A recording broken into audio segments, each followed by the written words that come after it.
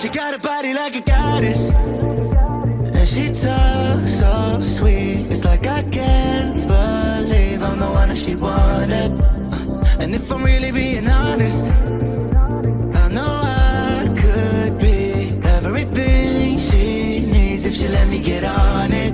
Yeah. So come here, baby, listen close, hold me tight, don't let me go. Girl, you know that I'ma want you all my life, but I got so much left to do, except for fun. Yamaha NMAX 155 matte black. Ito yung ABS version, guys. So, pagdating sa kanyang engine, guys, it is powered by 155cc, liquid-cooled, single-cylinder, 4-stroke, single overhead cam at 4-valve. Meron siyang max power na 11.3 kilowatts at 8,000 RPM and max torque of 13.9 Nm at 6,000 RPM. So, pagdating sa looks niya, guys, sa itsura niya, guys, mai-inlove talaga dito yung mga mahihilig sa color black or matte black kasi napakalinis talaga ng kulay na to. At the same time, napansin ko lang din dito, guys, wala siyang ganong sticker. So, dito lang sa side, may nakita akong sticker dito na stop and start system. Ayan, naka-matte black din yung kulay niya. Ayan, mga letters na yan, silver. And then, the other side, meron din ako nakita dito, guys, na ayan, VBA, variable valve actuation. Tapos, meron ding logo dito ni Yamaha. And then, aside from that, meron din ako nakita dito, ayan, NMAX na emblem. So, yung kulay niya, guys, is kulay gold. And then, yung kanyang displacement na 155cc. So, ganun lang po ka-minimal yung kanyang mga stickers. So, para sa akin, since black color lover ako, and I love this motorcycle, guys, kasi napaka-elegant niyang tingnan. No, napaka-elegant niyang tingnan, lalong-lalo na kung hindi ka talaga masyado mahilig sa mga colorful na motor, or hindi ka masyado mahilig sa maraming decals, is nababagay itong motor na to para sa inyo. Yan, equip pa rin siya ng twin LED headlight. Ayan, guys. So, sa turn signals, naka-bulb type pa rin. Tapos, pagdating naman sa suspension, ganun pa rin, guys. Equip pa rin siya ng telescopic fork suspension with single hydraulic disc brake and single pot piston brake caliper. And equip na din po siya ng ABS, guys. Stands for anti-lock braking system. So, yung purpose or yung function yan, guys, pag halimbawa nasa high speed ka, malakas yung takbo mo, tapos magsa-sudden brake ka, ang tendency niyan, mape-prevent niya po yung paglalak ng wheels ninyo. So, makakaiwas po kayo sa aksidente or disgrasya. So, isa yan sa safety features na nilagay ni Yamaha dito kay NMAX. Kaya naman, hindi talaga mapagkakaila na isa tong motor na to sa pinakamabentang motor ni Yamaha. Pagdating naman po dito sa mags, yan po yung kulay ng mags niya, guys, is gold. Same lang po ng kulay ng emblem niya. Tire size sa front is 110 by 70 by 13.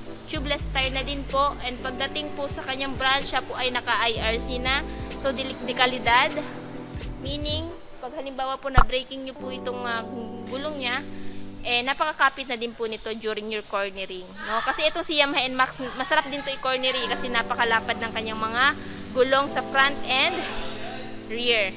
Ayan. So, nandito pa rin naman, guys, yung kanyang wind visor for better aerodynamics. Hindi pa rin naman tinanggal, color glossy black. So, dito naman tayo, guys, sa kanyang bandang handlebar. So, dito sa kanyang mga grips, guys, ganun pa rin naman, no? Naka-rubberize yung kanyang grip sa right. Same lang din dito sa left side. Equip pa rin siya ng matte bar end, guys. And then, sa mga switchers or buttons, dito sa right side, meron siyang equip na start and start system, which is yung sticker na nakalagay dito. So, yung purpose nun, guys, is 3 to 5 seconds na hindi tumatakbo yung motor mo, mag-off yung makina ng motor na to. So, pag once naka-activate to, guys, mag-off po yung makina. In that way, guys, nakakatipid po kayo ng gasolina. Tapos, pag halimbawa naman po naka-off siya, yung inyong stop and start system, in that way, nakakatipid na din po kayo ng baterya. Pero para sa akin, guys, much better na i-on siya since nag-charge naman po yung battery while nagtatakbo tong motor na to, no? Para mas makatipid kayo sa gasolina. Lalo na ngayon na mas mahal po yung gasolina, no? Ayan. And then, nandito pa rin naman yung kanyang hazard lamp switch. Ayan, off, activated. Electric start. And then, sa left side, nandito yung kanyang high beam, low beam. Tapos, turn signal switch. At saka yung kanyang horn nandito. So, yung horn niya, guys, medyo malakas na, no? Para sa kanyang, sa kanyang body build. Tamang-tama lang po. And at the same time, pagdating sa dashboard, guys, para ma-change nyo po yung information dito sa dashboard, nandito po yung kanyang menu. Fully digital instrument panel. So yung background niya po guys is puti and yung mga digits or letters niya is black. So yung information na meron dito guys is yung time, speedometer, trip 1, tapos temperature indicator meron din dito. Check pa natin ano pang meron. Ayan. Trip 2.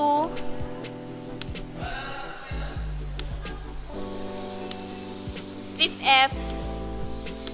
Battery. So, importante guys na meron siyang battery health indicator sa dashboard kasi wala na po itong kickstart. So, doon nyo po mag-check yung battery health condition ng motor na to during your long ride.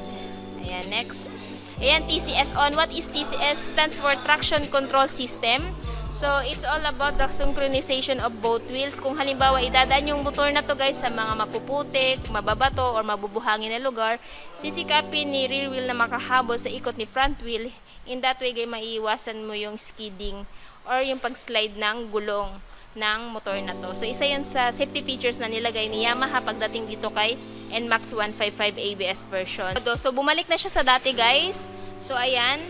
Tapos, pagdating naman po dito, meron din siyang logo ni Yamaha. And then, pagdating sa kanyang handlebar, guys, ayan guys, parang leather yung datingan niya dito, no, na matte. Tapos dito is matte gray. Tapos, yung kanyang sticker na Yamaha Motorcycle Connect. And yung kanyang logo na, and yung kanyang sticker na Blue Core, which gives you more power but less fuel.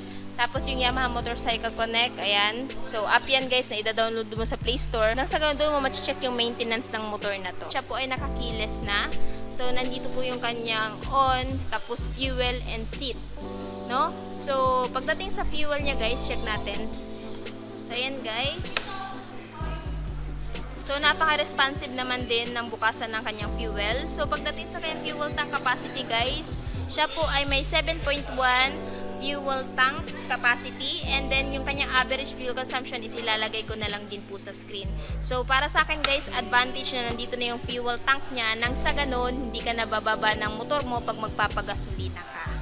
Ayan. Tapos, yung datingan niya dito guys is para siyang leather mat. Itong motor na to guys is made for touring, no? So, meron kang option for upright sitting position at meron ka ding option for touring style.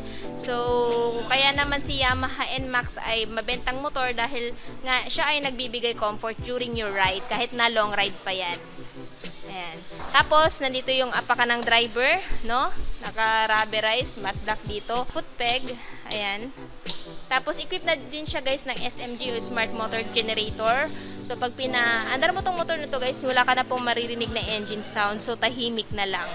Ayan. Isa yan sa nagustuhan ko din dito sa motor na to. Kumbaga, pag pinaandar mo tong motor na to, kalma na lang.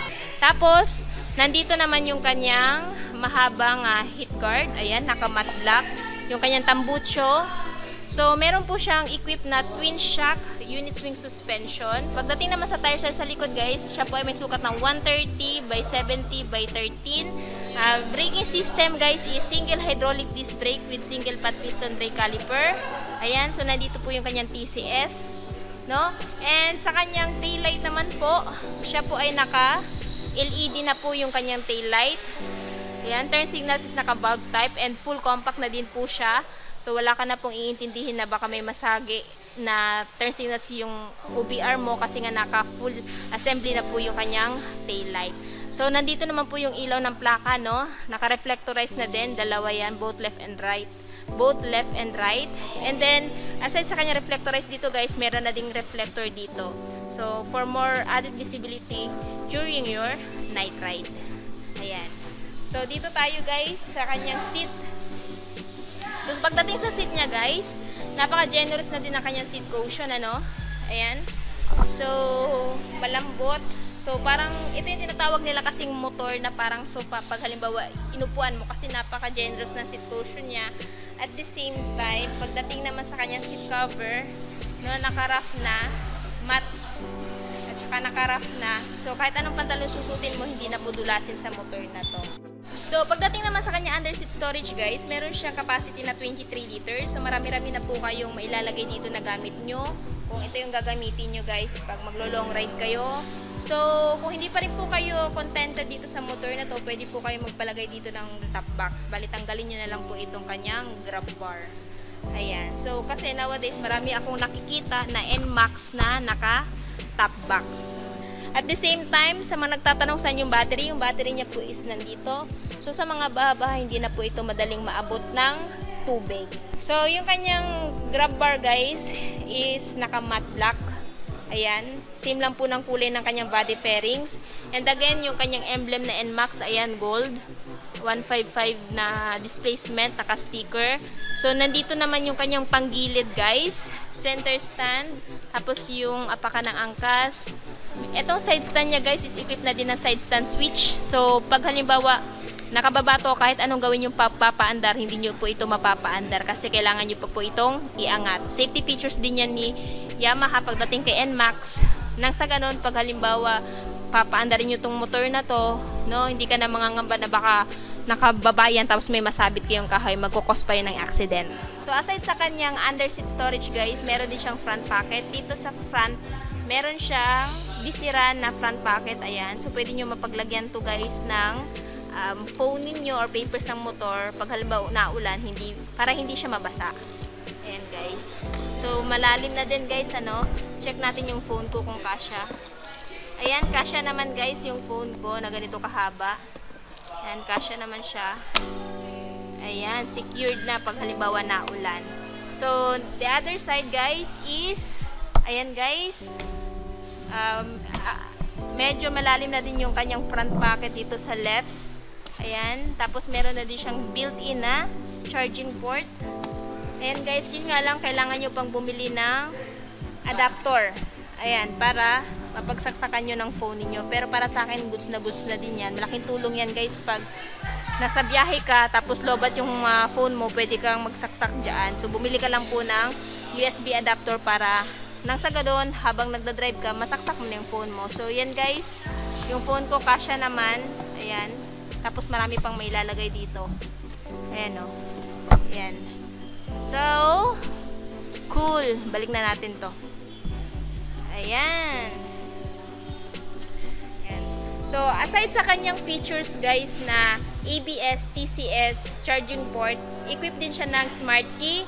So, kung saan na pag halimbawa naka-on yung kanyang anti-theft, pag halimbawa may magtangkang magnakaw nito, mag-a-alarm tong motor na to. So, yung tawag doon is anti-theft alarm. Doon yun sa may susian niya. Pero hindi ko mahanap yung susian niya, kaya yun. So, anyway guys, palagi ko naman itong nire-review si NMAX, no? Marami pa po siyang available color. Hindi lang matte black, meron din po siyang silver, which is ito. Meron din po siyang matte green, no? I-check niyo lang po sa mga vlog ko kung halimbawa gusto niyo pong mapanood yung mga NMAX na na-review ko in different color. Ayan. So, pagdating sa kanyang ground clearance guys, meron po siyang ground clearance na 125mm. So, hindi po siya ganun kataasan, kaya naman ingat-ingat po tayo sa mga malalaking humps, no? Para hindi po masayad yung ilalim na bahagi ng motor na to. Kasi sayang naman kung magagasgasan, di ba?